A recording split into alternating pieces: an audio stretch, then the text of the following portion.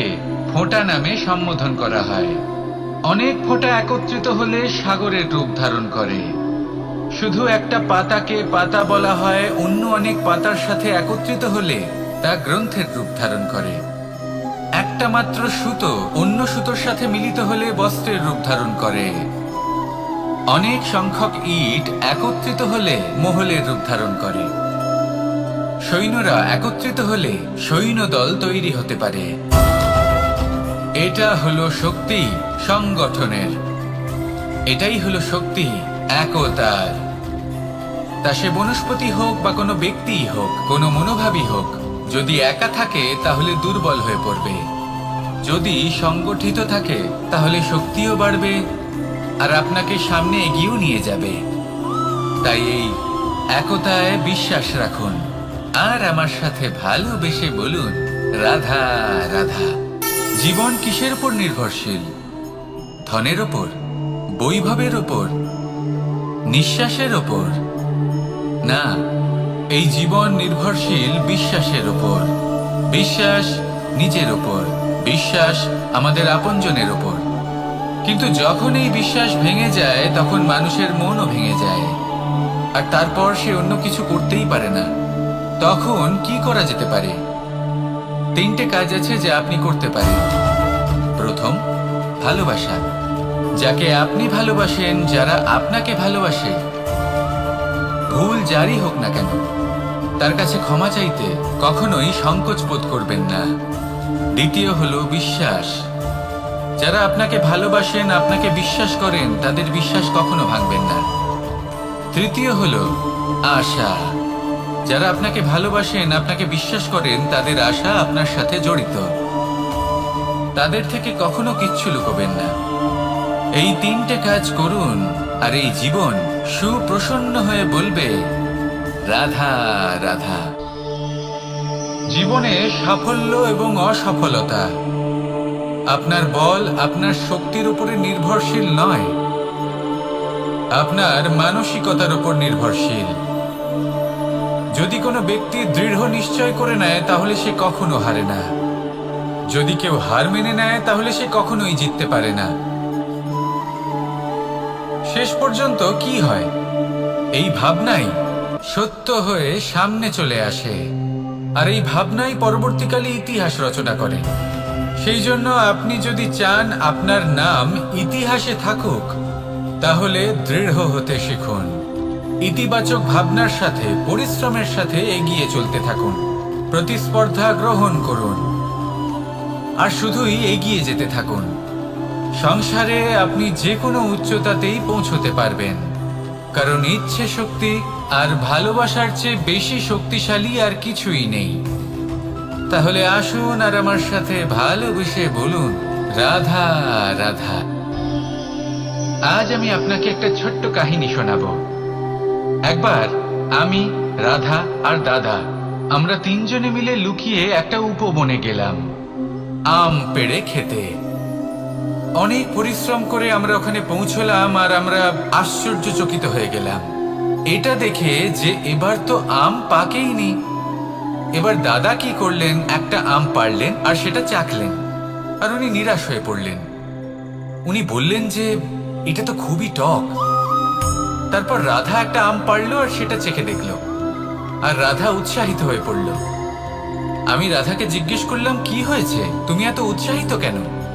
তখন রাধা বলল যে এবার এত বেশি টক আম হয়েছে যে এগুলো দিয়ে আমরা আচার বানাবো। তাহলে দাদা ওখান থেকে বেরিয়ে গেলেন নিরাশ হয়ে এবং খালি হাতে। রাধাও ওখান থেকে বেরিয়ে গেল কিন্তু উৎসাহিত হয়ে, আর অনেকগুলো কাঁচা আম সাথে নিয়ে। এর থেকে আমরা কি শিক্ষা পেতে পারি? যে প্রত্যেকটা স্থানে এমন কিছু রয়েছে যেখান থেকে আমরা কিছু একটা শিক্ষা লাভ করতে পারি, যা আমাদেরকে বিকাশের পথে নিয়ে যেতে পারে। এই শিক্ষা প্রত্যেক স্থানে আছে। সবকিছু আমাদের দৃষ্টিভঙ্গির উপর নির্ভর করছে। যখনই আমাদের জীবনে, আমাদের সম্পর্কে কোনো সমস্যা, কোনো বিপদ আসে, তখন বেশিরভাগ মানুষ সেই বিষয় নিয়ে দুঃখী হয়ে পড়েন। আর কিছু মানুষ এমনও থাকেন যারা শেষ পর্যন্ত তার সমাধান করেন, বিপদকে পরাজিত করেন, সম্পর্কগুলিকে আবার জুড়ে দেন। যদি আপনি সুখের খোঁজ করেন তাহলে আপনি সুখ অবশ্যই পাবেন, প্রসন্নতা অবশ্যই পাবেন। যদি আপনি দুঃখ খোঁজেন তাহলে দুঃখ অবশ্যই পাবেন। এবার আপনি কি খুঁজতে চান সেই চয়ন আপনারই। আসুন আর আমার সাথে ভালোবেসে বলুন রাধা রাধা। যখন সূর্যের অত্যাধিক তাপের কারণে এই ধরিত্রী শুষ্ক হয়ে যায়, তখন প্রতিবিম্ব আমরা এইভাবে দেখতে পাই। আমরা কোথাও দূরে তাকালে আমাদের মনে হয় সেখানে জল রয়েছে। আমরা যখনই কাছে গিয়ে দেখি তখন দেখি যে সেখানে জলই নেই। তারপর যেই আমরা পেছনে ফিরে তাকাই আমরা দেখি যেখান থেকে আমরা এসেছি সেখানে জল পড়ে রয়েছে। এবার এই যে মরুতৃষ্ণা, তা কিন্তু শুধুই ভূমিতে নয়, আমাদের ভাবনা চিন্তার সাথেও এটাই হয়ে থাকে, অনেক সময় হয়ে থাকে। যে ব্যক্তি জল লাভ করার আশায় বসে থাকে সে কখনোই জল লাভ করতে পারে না। কিন্তু যে ব্যক্তি জল লাভ করার আশায় নিরন্তর পরিশ্রম করতে থাকে, ঘাম ঝরায়, সেই ব্যক্তি কোনো মরুভূমিতেও জল লাভ অবশ্যই করে।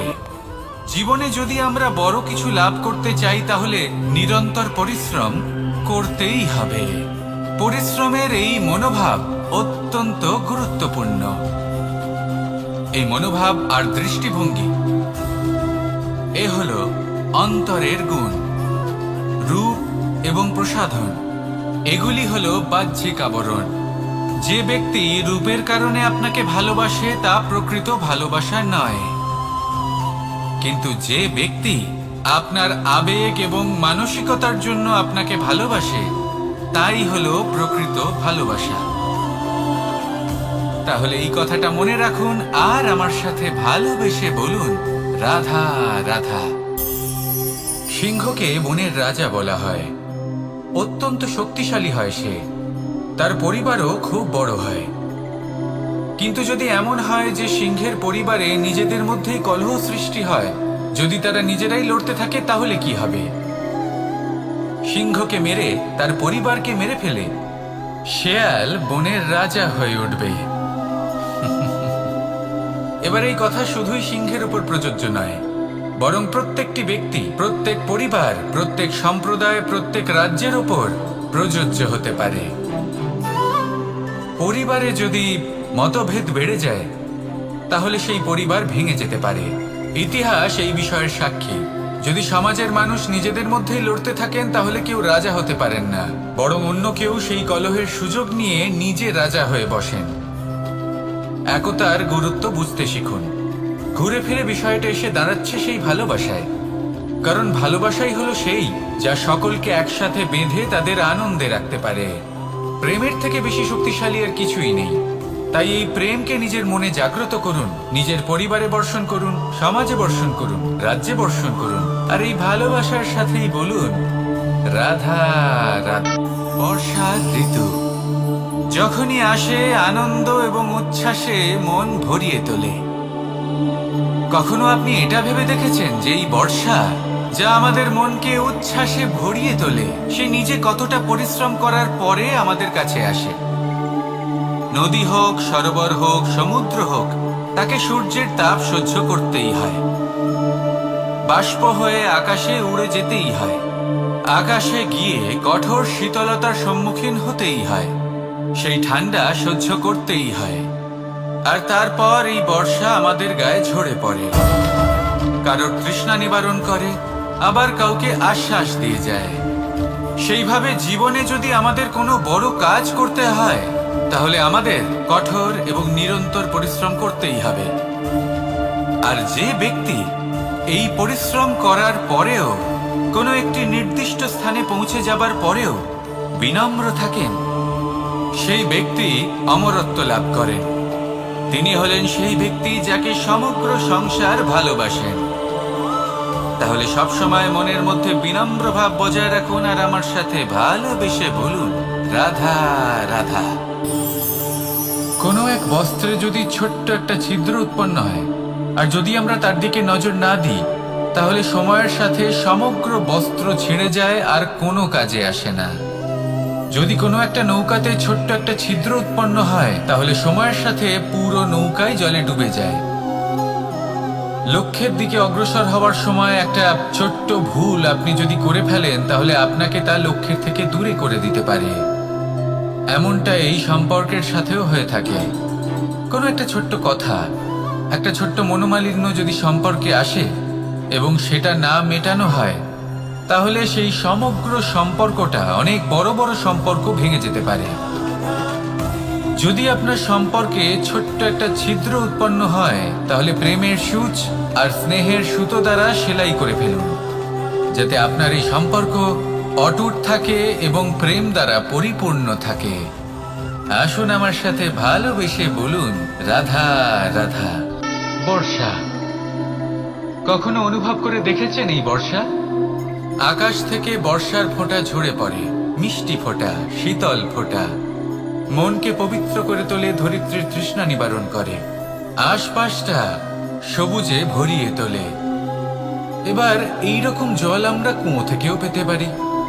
যদি আমরা ভেবে দেখি যে বর্ষা এবং কুয়োর জলের মধ্যে পার্থক্য কি, তবে পার্থক্য আছে। পার্থক্য হলো ভাগ্য এবং কর্মের। বর্ষা হলো ভাগ্য। প্রকৃতির যখন ইচ্ছে হবে তখন বর্ষা হবে, কিন্তু কুয়ো আমরা এমনি এমনি পাই না। কর্ম এবং পরিশ্রমের দ্বারা একে প্রাপ্ত করতে হয়। এই ধরিত্রীকে খুঁড়তে হয়, অনেক ঘাম ঝরাতে হয়, তবেই আমরা একটা কুয়ো প্রাপ্ত করতে পারি। এবার এই বর্ষা, এটা সারা বছর হয় না, কিন্তু কুয়ো এটা বছরের পর বছর আমাদের তৃষ্ণা নিবারণ করে। এবার এর থেকে আমরা কি শিক্ষা লাভ করি? এটাই যে আপনি ভাগ্যের উপর বিশ্বাস রাখুন, কিন্তু নিজের কর্মের উপর আস্থা রাখুন। কারণ কর্ম এবং পরিশ্রম আপনাকে এই সংসারের যে কোনো শিখরে পৌঁছে দিতে পারে। তাহলে নিরন্তর প্রয়াস করুন, কর্ম করুন, আর আমার সাথে ভালোবেসে বলুন, রাধা রাধা। ইচ্ছে বড়ই বিচিত্র জিনিস। এই ইচ্ছে যদি তা পূর্ণ না হয়, তাহলে তা ক্রোধকে জন্ম দেয়। যদি তা পূর্ণ হয়, তাহলে লোভকে জন্ম দেয়। যদি সময়ের মধ্যে পূর্ণ না হয়, তাহলে শোককে জন্ম দেয়। আর যদি সময়ের পূর্বেই পূর্ণ হয়ে যায়, তাহলে অহংকারকে জন্ম দেয়। সকলের ইচ্ছে থাকে, আপনারও অবশ্যই থাকবে, তা অবশ্যই পূরণ করবেন। কিন্তু একটা কথা মনে রাখবেন, আপনার এই জীবন, এটা কোনোভাবেই আপনার ইচ্ছে পূরণ করার মাধ্যম নয়। এ হলো ধৈর্য সাধনের এক মাধ্যম, নিয়ন্ত্রণ করার এক মাধ্যম। নিয়ন্ত্রণ নিজের কামনার ওপর, নিজের ইচ্ছের ওপর, নিজের আবেগের ওপর। কারণ ইচ্ছে এটা হলো সেই অশ্বের মতো, যা একবার লাগাম ছাড়া হয়ে গেলে, আপনার হাত থেকে যদি এই লাগাম বেরিয়ে যায়, তাহলে তা আপনাকে সোজা বিনাশের পথে নিয়ে যেতে পারে। কিন্তু যদি আপনি একে নিয়ন্ত্রণ করতে পারেন, তাহলে এটা আপনাকে সাফল্যের শিখরে অবশ্যই পৌঁছে দিতে পারে। তাহলে ইচ্ছেগুলিকে নিয়ন্ত্রণ করুন, আর আমার সাথে ভালোবেসে বলুন, রাধা রাধা। আমরা আনন্দ লাভের জন্য ভালোবাসি মা বাবাকে, ভাই বোনকে, পরিবার পরিজনকে, বন্ধুকে, প্রেমিকাকে। আমরা চাই যে সকলে যেন আপন হয়ে থাকেন, আমাদের কাছে থাকেন। কিন্তু মানুষের একটা প্রবৃত্তি আছে যে তিনি যা লাভ করে ফেলেন তার মূল্য তিনি বুঝতেই পারেন না। যদি আপনার বাড়ির কাছে একটা মিষ্টি জলের সরোবর থাকে বা সুন্দর নদী থাকে, তাহলে জলের গুরুত্বটা কি আপনি তা বুঝতেই পারবেন না। সেইখানে আপনি যদি কোনো একটা মরুভূমিতে যান, আপনি অনুভব করতে পারবেন যে এক একটা ফোঁটা জলের কি গুরুত্ব, তার মূল্য কি। সুখের মুহূর্তে যদি আপনজনদের মনে রাখেন, তবে দুঃখের মুহূর্ত নিজে থেকেই দূরে সরে যাবে। ভালোবাসা এবং তার সাথে স্মরণ করা, এটাই তো হলো জীবনের এবং ভালোবাসার আসল মূল্য। আসুন আর আমার সাথে ভালোবেসে বলুন, রাধা রাধা। ধন মানুষের জীবনের সব থেকে বড় প্রয়োজনীয়তা, সেই অস্ত্র যার দ্বারা মানুষের জীবনের অনেক সংকট দূর করে দেওয়া যেতে পারে, সেই মাধ্যম যার দ্বারা সংসারের সমস্ত জাগতিক সুখ স্বাচ্ছন্দ্য লাভ করা যেতে পারে। কিন্তু ধনের দ্বারা আমরা সবকিছু লাভ করতে পারি না। জাগতিক স্বাচ্ছন্দ্য আমরা লাভ করতে পারি, কিন্তু সুখ লাভ করতে পারবো না। সুখের উপকরণ আমরা লাভ করতে পারি, কিন্তু সুখের অনুভূতি লাভ করতে পারবো না। আনন্দ, সন্তোষ, প্রসন্নতা এগুলো ধন দ্বারা লাভ করা যায় না। কিন্তু হ্যাঁ, আনন্দ, সন্তোষ আর প্রসন্নতার সাথে যদি কোনো কাজ করেন তাহলে অবশ্যই ধন লাভ করবেন। তাহলে আসুন আর এই প্রসন্নতার সাথে বলুন, রাধা রাধা। মানুষ শুধুমাত্র দুই ধরনের ব্যক্তির সামনেই নত হন। একজন হলেন তিনি যাকে তিনি সম্মান করেন, আর আরেকজন যাকে তিনি ভয় পান। এবার কোনো ব্যক্তি যদি আপনার সামনে নত হন তাহলে তার পেছনের কারণ কি? আপনার প্রতি সম্মান নাকি আপনার প্রতি ভয়? সেটা আপনাকেই বুঝতে হবে। যদি আপনি এমন মনে করেন যে তাতে কি যায় আসে, ভয় হোক বা সম্মান, কেউ আমার সামনে নত তো হচ্ছেন, যদি এটা আপনার চিন্তা ভাবনা হয় তাহলে আপনাকে মনে করিয়ে দিই, এই সময় বদলাতে বেশি সময় লাগে না। আজ যে ব্যক্তি আপনাকে দেখে ভয় পাচ্ছে, কাল এই ভয়ের সমাপ্তিও ঘটতে পারে। আবার এমনও হতে পারে যে তার কাছে অত্যধিক শক্তি চলে এলো। অনেক কিছুই হতে পারে। তাই মনে রাখবেন, যে মাথা ভয়ের কারণে নত হয় তা সময় এলে সবার আগে বিরোধিতা করতে পারে, আর যে মাথা সম্মানের কারণে নত হয় আপনার জন্য নিজের শিরচ্ছেদও সে করতে পারে। তাই সকলকে আপন করে নিন, কিন্তু ভয় প্রয়োগ করে নয়। কর্ম করুন এবং সম্মান অর্জন করুন। শুধু এটাই করুন আর আমার সাথে ভালোবেসে বলুন, রাধা রাধা। আমাদের জীবনে গুরুজনেরা, জ্ঞানী মানুষজন সবসময় একটা কথা বলেন, ধৈর্য ধরো। শুধুমাত্র দুটো শব্দ, কিন্তু কতটা বিশাল সেটা বোঝার চেষ্টা করুন। ছোট একটা অস্ত্র হাতে নিন এবং একটা বিশাল পর্বতে নিরন্তর প্রহার করতে থাকুন। ধৈর্য ধরে সেই কাজ করতে থাকুন। এমন একদিন আসবে, এই বিশাল পর্বতে আপনি একটা পথ তৈরি করবেন। কোনো ধনুর্ধর যখন নিজের বিদ্যা অর্জন করেন তখন তাকেও ধৈর্য ধরতে হয়, তার নিজেকে সময় দিতে হয়, তবেই সে ধনুর্বিদ্যা শিখতে পারে। সেইভাবে আমাদের জীবনেও ধৈর্য ধরার খুব প্রয়োজন। পরিবারে ধৈর্য রাখতে পারলে তাহলে আস্তে আস্তে দেখবেন প্রেম বৃদ্ধি পাচ্ছে। সমাজে যদি ধৈর্য রাখতে পারেন তাহলে আস্তে আস্তে এই সমাজ আপনাকে সম্মান করবে। যদি নিজের জীবনে ধৈর্য রাখতে পারেন তাহলে নিজে থেকেই আত্মবিশ্বাস বাড়বে, নিজের বিকাশ হবে। জীবনে সবই সম্ভব যদি ধৈর্য রাখতে পারেন। হয়তো আস্তে আস্তে হবে, কিন্তু হবে অবশ্যই। শুধু ধৈর্য রাখুন, কারণ ধৈর্যই সব থেকে বড় পুঁজি। আসুন আর আমার সাথে ভালোবেসে বলুন, রাধা রাধা। কোনো এক সময়ের ঘটনা এটা। মা এবং বাবা হাটে গিয়েছিলেন। তখন আমি আর দাদা গিয়েছিলাম গরু চড়াতে। আমরা বাড়ি ফিরে এলাম, আর মা সেই সময় একটা কাজ করতেন। যখনই হাটে যেতেন দরজা তালা বন্ধ করে যেতেন।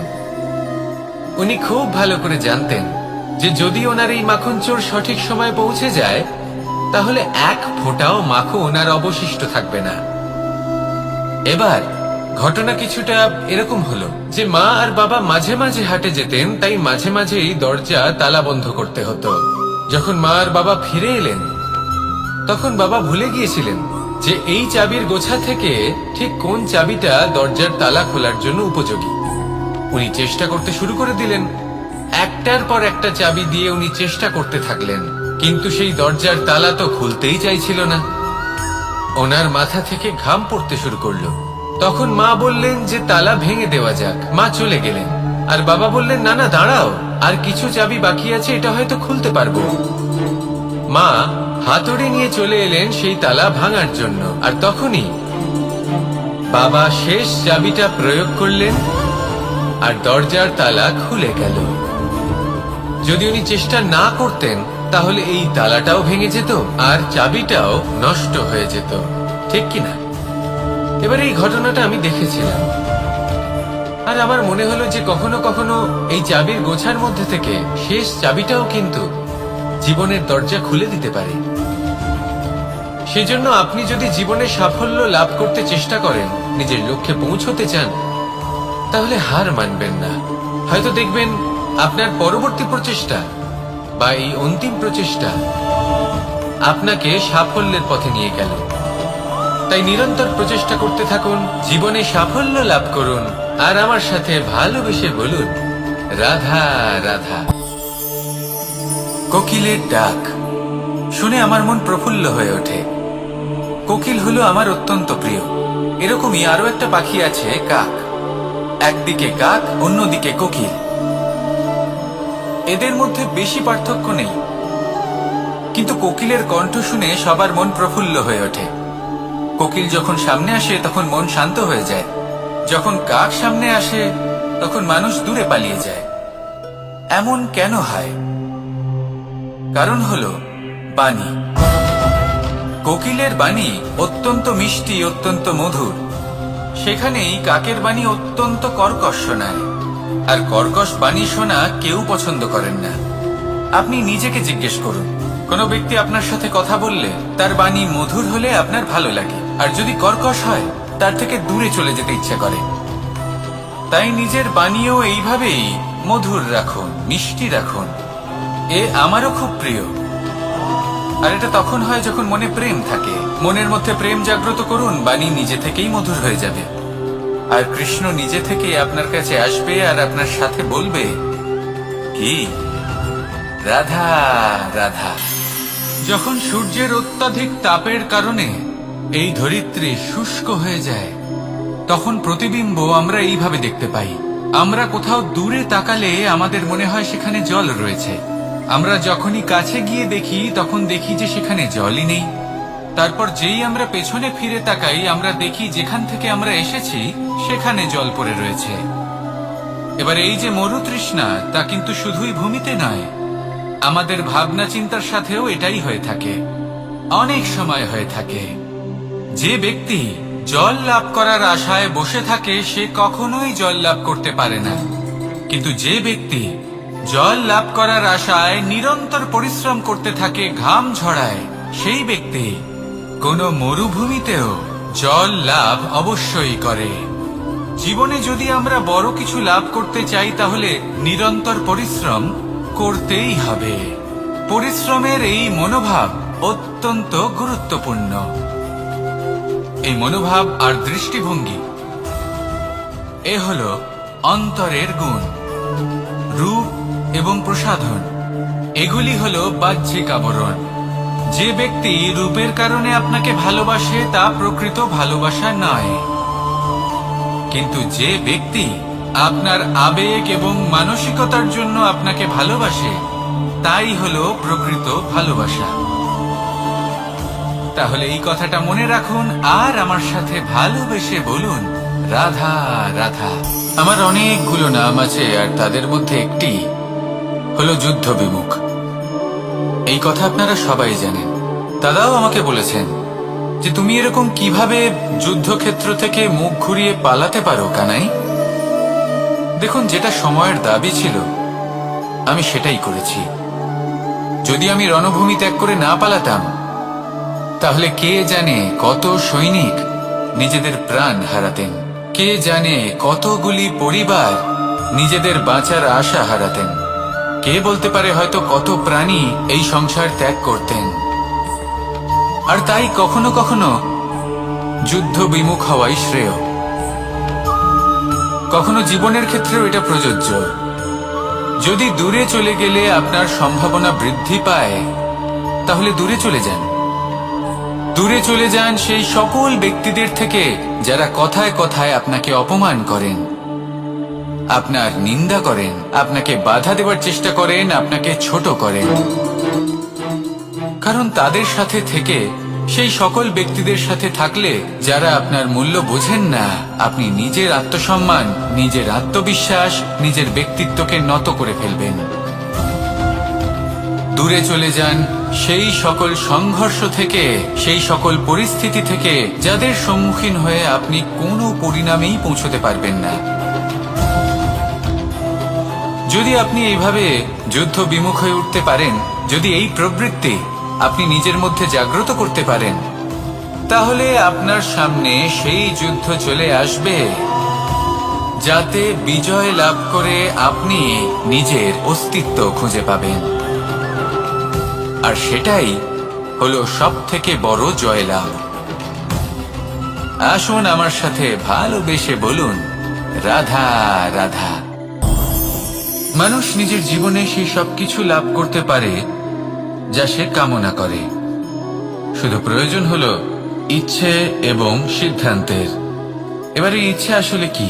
সেটা হলো এই মনে প্রকট হওয়া একটি ভাবনা, একটি আবেগ। শুধু তা দিয়ে কিছুই হয় না। যখন সেই ইচ্ছের সাথে দৃঢ় প্রতিজ্ঞা জুড়ে যায়, তখন বিষয়টা এগোতে থাকে। একটা উদাহরণ দিই, ধরুন আপনি মরুভূমিতে আছেন এবং আপনি মধুর জল পান করতে চান। এটা হলো শুধুমাত্র আপনার মনের একটি ইচ্ছে। যখন এই ইচ্ছের সাথে সিদ্ধান্ত জুড়ে যায়, তখন আপনি সেই মরুভূমিতে গর্ত খুঁড়তে চেষ্টা করেন। আর যখন এই সিদ্ধান্তের সাথে নিষ্ঠা জড়িত হয়, তখন আপনাকে সেই জল লাভ করার থেকে কেউ বাধা দিতে পারে না। ইতিহাস এটার সাক্ষী। যিনি নিশ্চিত করেছেন, তিনি সেই সবকিছু লাভ করেছেন যা তিনি লাভ করতে চেয়েছেন। সেই জন্য ইচ্ছে থাকা খুব দরকার, কিন্তু তাকে সিদ্ধান্তের সাথে জুড়ে নিন। সিদ্ধান্তকে নিশ্চিত করে ফেলুন, সবকিছু লাভ করবেন। আর তখন এই মন প্রসন্ন হয়ে বলবে, রাধা রাধা। বনের মধ্যে যদি আপনি কোনো বিষাক্ত সাপ দেখেন, তাহলে কি করবেন? আপনি তখনই তার থেকে দূরে পালাতে চেষ্টা করবেন। আর এটা কেন করবেন? নিজের রক্ষার্থে। এই কথা আমি নয় মেনে নিলাম, কিন্তু নিজের জীবনে এটা করেন না কেন? আপনি যেখানেই যান, যে স্থানেই যান না কেন, প্রত্যেক সময়, প্রত্যেক মুহূর্তে এমন বিষাক্ত সাপ আপনি অবশ্যই খুঁজে পাবেন। আর সেই সাপ নয় যাদের আপনি বনে খুঁজে পাবেন। এরা হলো সেই সাপ যা আপনাকে পাপ করতে বাধ্য করবে। আপনার অন্তরের বাসনা, ক্রোধ, অহংকার, লোভ, ঈর্ষা এদের বৃদ্ধি ঘটাবে। দেখুন, বনের এই সাপ আপনাকে একবার ছেড়ে দিতেও পারে, ছোবল নাও মারতে পারে, কিন্তু এই যে পাপরূপী সাপ আছে, তা অবশ্যই ছোবল মারবে। কর্ম যদি করেন তাহলে অবশ্যই ফল পাবেন। সেই জন্য যখনই কোথাও যাবেন, যদি এমন কাউকে দেখেন, যদি এমন কিছু দেখেন যে আপনাকে পাপ করতে বাধ্য করছে, তাহলে সেই মুহূর্তে সেখান থেকে পালিয়ে যান। যেমন বনের সাপ দেখে আপনি পালাতে থাকেন। সৎকর্মের রক্ষা অত্যন্ত আবশ্যক। আসুন আর আমার সাথে ভালোবেসে বলুন, রাধা রাধা। এই সংসারের সব থেকে বড় সুখ কি? কেউ বলবেন নিজের লক্ষ্য প্রাপ্ত করা, কেউ বলবেন ধন উপার্জন করা, কেউ বলবেন নিদ্রাই সব থেকে বড় সুখ, কেউ বলবেন রাজ্য লাভ করা, আবার কেউ বলবেন মাতার হাত থেকে খাবার খাওয়া, আদি ইত্যাদি। কিন্তু যদি সত্যি কথা বলি, এই সংসারের সব থেকে বড় সুখ হলো সেবা করা। কখনো কাউকে সেবা করে দেখুন। এই সেবা দ্বারা অন্য কোনো মানুষের আশীর্বাদ লাভ করাতেই সুখ রয়েছে। আপনার সেবা ভাব দ্বারা যখন কোনো মানুষ নিজের অন্তরাত্মা থেকে আপনাকে আশীর্বাদ করে, তার থেকে বড় সুখ আর কিছুই নেই। কারণ প্রত্যেক মানুষের মধ্যে ঈশ্বর বাস করেন। নরের সেবাই হলো নারায়ণের সেবা। নিষ্কাম সেবা করাই হলো সব থেকে বড় সুখ। তাই নিজের অন্তরে সেবার এই ভাব জাগ্রত করুন। যে সুখের কথা আমি বলছি, সেই সুখ অনুভব করেই দেখুন। এই মন সুপ্রসন্ন হয়ে বলবে, রাধা রাধা। বায়ু পঞ্চতত্ত্বের মধ্যে তৃতীয় তত্ত্ব। কেউ একে সমীর বলে, আবার কেউ একে পবন বলে। প্রথম কথা হলো এটাই যে এই বায়ু আমাদের জীবন দান করে প্রতিদিন, প্রত্যেক মুহূর্তে। এই বায়ুর কারণেই আমরা নিঃশ্বাস নিতে পারি, জীবিত থাকতে পারি। এই বায়ুই হলো সেই যা সকল মেঘেদের একত্রিত করে একটি স্থানে আর বর্ষা ঘটায়। আর এই বর্ষার কারণেই এই ধরিত্রীতে অন্ন উৎপন্ন হয়। এই বায়ুকে দেখুন, কখনো এতটা সৌম্য যে আপনার কোনোই তফাৎ বোধ হয় না, আর কখনো কখনো এমন রূপ ধারণ করে ফেলে যে অনেক বড় বড় পর্বতের আকার পর্যন্ত বদলে ফেলে। এটাই হলো বায়ুর বিশেষত্ব। বায়ু শেখায় যে সময়ের সাথে সাথে বইতে থাকো, সকলকে জীবন দান করো, সকলকে সাহায্য করো, কিন্তু যখন বিপদ সামনে আসবে তখন দৃঢ় হয়ে সম্মুখীন হও। বাধা অনুযায়ী নিজেকে গড়ে নিতে হবে, আর কখন কতটা কঠোর হতে হবে আর কখন কতটা সৌম্য হতে হবে এটা বায়ুকে দেখে শিখুন, আর আমার সাথে ভালোবেসে বলুন রাধা রাধা। এই সংসারের আরম্ভ থেকে এখনো পর্যন্ত এবং ভবিষ্যতেও একটা যুদ্ধ আছে, যা হয়ে চলেছে, চলতেই থাকবে। পাপ এবং পুণ্যের মধ্যে যুদ্ধ, সত্য এবং অসত্যের মধ্যে যুদ্ধ। এই যুদ্ধ চলেই আসছে, আর এই যুদ্ধে যারা লড়েন তাদের আমরা সবসময় জয় জয়কার করি। আর যারা এই জয় জয়কার করেন তাদের প্রত্যেকের একটা বিশেষ গুরুত্ব থাকে। যখনই কোনো যোদ্ধা যুদ্ধক্ষেত্রে ক্লান্ত হয়ে পড়ে, শক্তিহীন হয়ে পড়ে, তখন এরা জয় জয়কার করে, শঙ্খ বাজাতে থাকে, সেই যোদ্ধাকে অনুপ্রেরিত করে, শক্তি এবং সাহসে ভরিয়ে তোলে, আর তখন সেই যোদ্ধা সেই যুদ্ধকে এগিয়ে নিয়ে যেতে পারে। যখন শ্রীরাম লঙ্কা যাত্রা করার জন্য সেতু তৈরি করছিলেন, তখন একটা ছোট্ট মিষ্টি কাঠবিড়ালি নিজের মুখে মাটির টুকরো বয়ে নিয়ে গিয়ে তার সাধ্যমতো তাকে সাহায্য করছিল। শ্রীরাম দেখলেন এবং বললেন যে ও তো সবার মনোবল বৃদ্ধি করছে, সবাইকে প্রেরিত করছে। ও বলল যে আমি এত ছোট হয়েও যদি এই কাজ করতে পারি, তাহলে আপনারা সবাই কেন পারবেন না? এটাই হলো সেই সকলের মাহাত্ম্য, যারা জয় জয়কার করেন, অনুপ্রেরিত করেন, সাহস যোগান। ওনারা সেই ব্যক্তি যারা একজন যোদ্ধার মধ্যে যুদ্ধকে জয় করার শক্তি প্রদান করেন। আসুন আমার সাথে ভালোবেসে বলুন রাধা রাধা। আপনি কখনো কোনো বাজকে নিজের বাসা বানাতে দেখেছেন? এই বাজ যখনই কোনো বাসা বানায় তখন উঁচু গাছের ডালে বা কোনো পর্বতের শিখরে বাসা বানায়, অনেক উচ্চতায়, আর সেখানে তার সন্তানও জন্মগ্রহণ করে। যখন এই সন্তানেরা জন্মায় তখন এই বাজ খুবই ভালোবেসে এবং খুব সাবধানে এদের পালন পোষণ করে, নিজের ঠোঁট দিয়ে তাদের ঠোঁটে খাবার পরিবেশন করে। কিন্তু যেই সেই সন্তানেরা হৃষ্টপুষ্ট হয়ে যায় এবং সেই কথা বাজ নিজে বুঝতে পেরে যায়, সেই বাজ নিজেই সেই বাসা ছিন্ন ভিন্ন করে দেয়। সেই সন্তান যাদের সবেমাত্র ডানা গজিয়েছে, কিভাবে উঠতে হয় তারা জানে না, সেই সন্তানগুলিকে উচ্চতা থেকে ঠেলে দেয়। সেই সন্তান প্রথমে ভয়ভীত হয়ে যায়, তারা সামনে মৃত্যুকে দেখতে পেয়ে ভয়ের কারণে তাদের ডানা ঝাপটাতে থাকে, আর সেই প্রক্রিয়াতে সেই সন্তানগুলি উড়তে শুরু করে দেয়। এবার এই ঘটনায় আমরা কি শিক্ষা পেতে পারি? এটাই, যদি আপনি মাতা পিতা হন তাহলে নিজের সন্তানকে অবশ্যই স্নেহ করুন, কিন্তু তাদেরকে নিজের আঁচলের তলায় বেঁধে রাখবেন না। যদি আপনি চান আপনার সন্তান জীবনে উন্নতি করুক, তাহলে নিজের মুঠো থেকে তাদের স্বতন্ত্র করে দিন, এই সংসারে সংঘর্ষ করতে দিন। সেই সন্তান নিজেই বুঝতে পারবে যে জন্মের সময় পাওয়া ডানা কি করে ব্যবহার করতে হয়, আর আপনার চোখের সামনে আপনার সন্তান এই আকাশে উড়তে থাকবে। তাহলে আসুন আমার সাথে ভালোবেসে বলুন রাধা রাধা। আমার জীবনে পরিচয় হয়েছে অনেক ব্যক্তির সাথে, ভিন্ন ভিন্ন ধরনের মানুষ। এনাদের সাথে আলাপ হয়ে খুব ভালো লেগেছে, অনেক শিক্ষাও লাভ করেছি। আমি তাদের সাথেও আলাপ করেছি যারা অনেক উচ্চ স্তরে পৌঁছে গেছেন, আবার তাদের সাথেও যারা নিজেদের জীবনে বিশেষ কিছু করতে পারেননি। তাদের সাথেও পরিচয় হয়েছে যারা সফল, আবার তাদের সাথেও যারা অসফল। এবার এই সবই একই রকম মনে হয়, এদের মধ্যে পার্থক্য শুধুই মানসিকতার। যখনই কোনো অসফল ব্যক্তির সাথে পরিচয় হয়েছে, তখনই দেখেছি তাদের কাছে সবসময় একটা অজুহাত রয়েছে যে কেন তারা সফল হতে পারেননি। কখনো তারা দোষ দিয়ে থাকেন তাদের ভাগ্যকে, তাদের পরিস্থিতিকে, দোষারোপ করতে থাকেন তাদের মাতা পিতাকে, আত্মীয়দের, বন্ধু বান্ধবদের। কোনো না কোনো অজুহাত সবসময় এদের কাছে থাকে যে কেন তারা সফল হতে পারেননি। সেখানেই যখন সফল ব্যক্তির সাথে পরিচয় হয়, তাদের কাছে সবসময় একটা কারণ থাকে যে কিভাবে এই সমস্যাগুলির ঊর্ধ্বে উঠে সাফল্য লাভ করা যায়। আর সেই কারণ হলো যে যাই হয়ে যাক না কেন, সাফল্য লাভ করতেই হবে। যতই সংঘর্ষ করতে হোক না কেন, যতই সমস্যা আসুক না কেন, সফল আমাদের হতেই হবে। এটাই পার্থক্য মানসিকতার।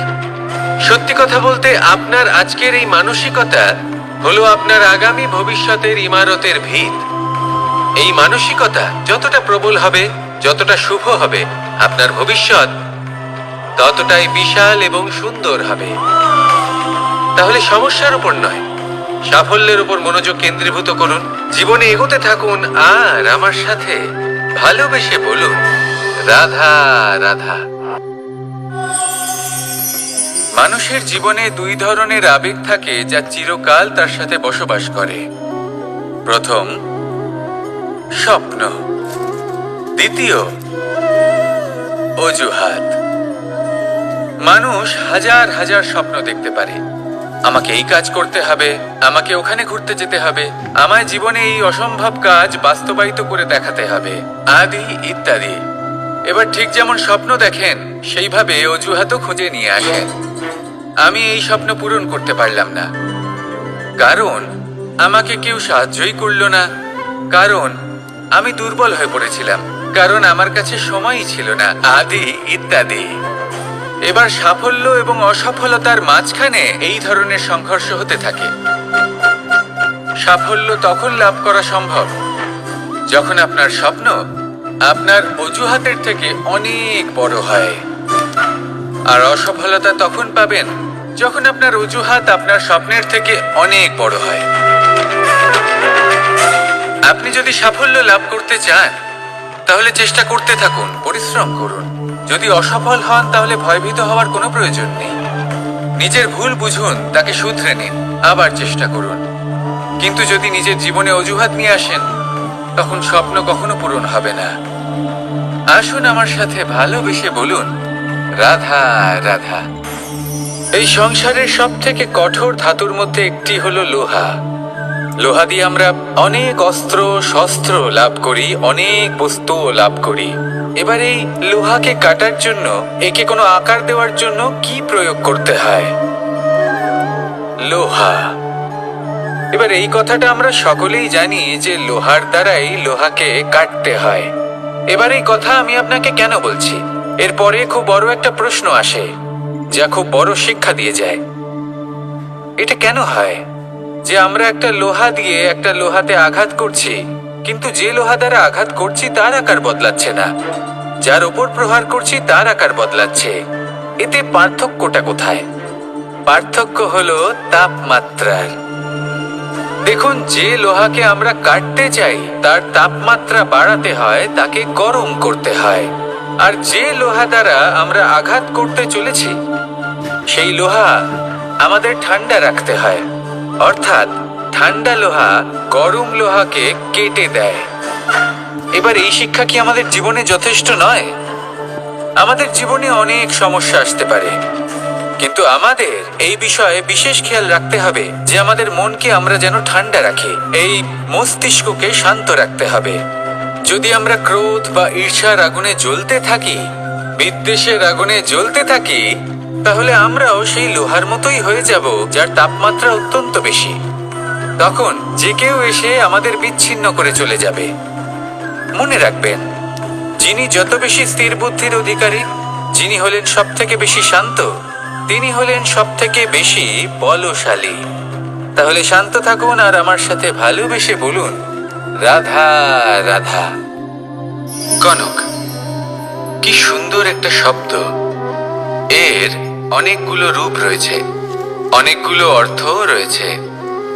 প্রথম অর্থ হলো স্বর্ণ, অর্থাৎ সম্পত্তি। দ্বিতীয় অর্থ ধুতুরা, অর্থাৎ গাছের ছোট একটা বীজ যা কিনা অত্যন্ত শক্তিশালী হয়। যদি বেশি মাত্রায় এর প্রয়োগ করা হয় তাহলে এটা বিষময় হয়ে উঠতে পারে। এই হলো সেই ধুতুরা যার প্রয়োগ মহাদেবের পুজোতে করা হয়। এবার প্রশ্ন হলো এটাই যে এই স্বর্ণ এবং এই ধুতুরার মধ্যে মিল কি রয়েছে? মিল হলো এটাই যে এই দুটোই মানুষকে মত্ত করে তোলে। ধুতুরা মানুষকে তখন মত্ত করে যখন তাকে সেবন করা হয়, কিন্তু স্বর্ণ, ধন, সম্পত্তি, মানুষ এটা যতটাই অর্জন করে নেয় সেটাই যথেষ্ট। এই স্বর্ণ মানুষের ভাবনা চিন্তা করার ক্ষমতাকে বশ করে ফেলে। মানুষ সম্পত্তির লোভে মত্ত হয়ে ওঠে, কারণ যে যত চমৎকারী, যতটা অমূল্য হয়, তাকে সামলানো কিন্তু ততটাই কঠিন, তাই না? তাই মনে রাখবেন, ধন, স্বর্ণ, সম্পত্তি এগুলো ধুতুরার থেকেও অনেক বেশি বিষাক্ত হতে পারে। তাই এর ওপর আত্মসংযমের একটা কবচ পরিয়ে রাখবেন এবং বিবেকের শক্তির সাথে এগুলো প্রয়োগ করুন, তবেই কল্যাণ হবে। আসুন আমার সাথে ভালোবেসে বলুন, রাধা রাধা।